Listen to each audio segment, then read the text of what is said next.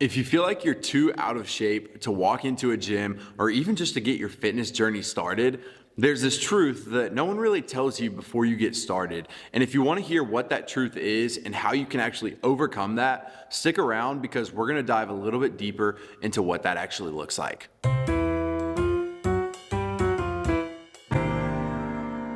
I have people come into the gym all the time saying that if they were just a little bit more in shape, then they would be able to actually start.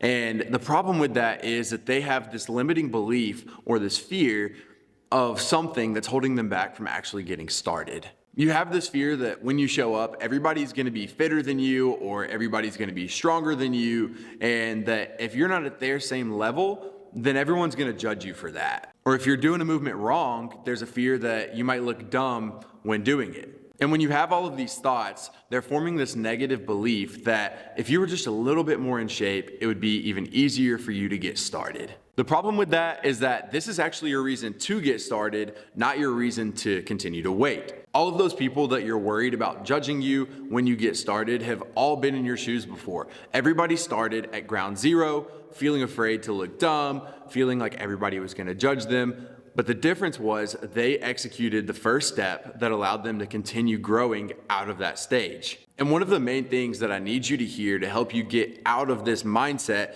is that fitness is for everybody. Fitness is infinitely scalable. So if there's a movement that you're not super confident in your abilities to do, we can always take a few steps backwards to help you progress further and further so that in the future you are able to do those movements. What this does is it starts to create momentum.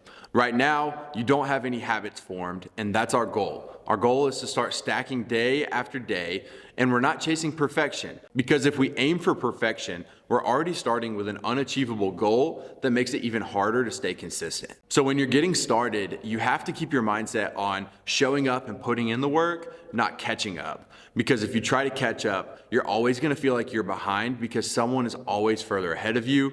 But there's nothing wrong with that. We're running our own race, we're chasing our own goals because this is your journey. There's a couple things I'd tell you when getting started. The first one is that showing up is half the battle.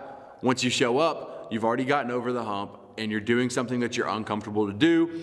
Now tomorrow it's gonna get easier and easier for you to continue showing up. The second thing is that you need to pace yourself at a pace that's appropriate for you. And an easy way to do that is by trying to finish your workout by saying, that was a little bit too easy.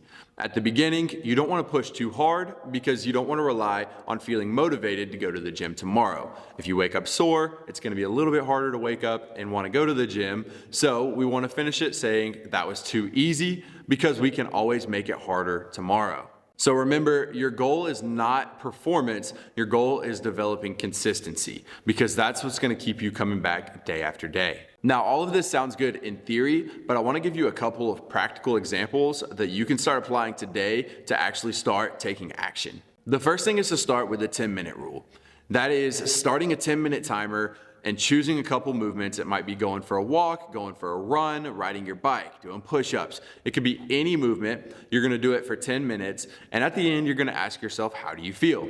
If you feel okay, add 5 minutes. Do it a little bit longer. If you feel like you've had enough for the day, you can call it there, and then we'll try again tomorrow. If you're somebody who likes a little bit more structure, then you might choose 3 sets of 3 different movements. That could be push-ups, that could be air squats, and that could be bent over rows. We talked about fitness being infinitely scalable, so to make those push-ups easier, you could put your hands on a wall to make it a little bit more of an incline, which would make it a little bit easier to perform. For a squat, you could sit down to a chair and stand back up. And for the bent over rows, you could use a light backpack or some light dumbbells, something that you have available to just help you get the ball rolling. And if you're somebody who wants the assistance of actually going to a gym, but you feel a little bit intimidated to step foot in the gym, your main goal is just to show up and breathe.